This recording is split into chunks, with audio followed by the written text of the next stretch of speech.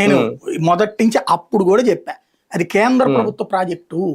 డ్రోన్లని ఇక్కడ మనుషులు లేరు, డ్రోన్లతో సర్వే చేసేందుకు సర్వేయర్లు లేరు, అది జగన్ ట్రైనింగ్ ఇప్పించాడు.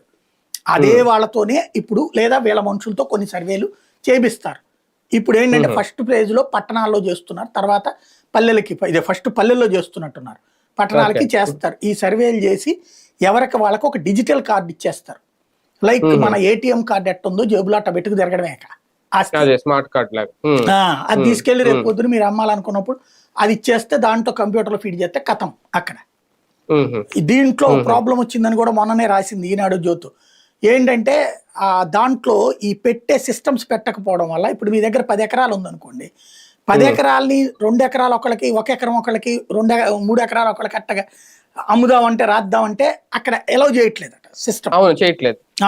ఇది మరి అది ఎందుకు వచ్చింది అసలు ఆ ఇష్యూ?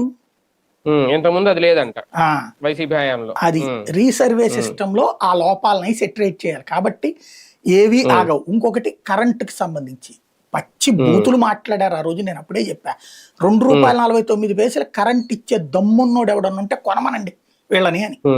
ఎవడొచ్చాడు? ఇప్పుడు నిన్న వాళ్ళ దగ్గర ఎవరు మొన్న ₹4.50 దాని మీద రచ్చయింది. ఇప్పుడు ఇంకోళ్ళతో ₹4.90 కుదుర్చుకుంటున్నారా?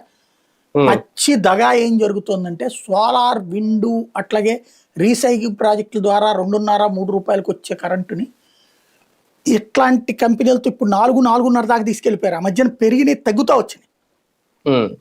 మొదట ఎప్పుడైతే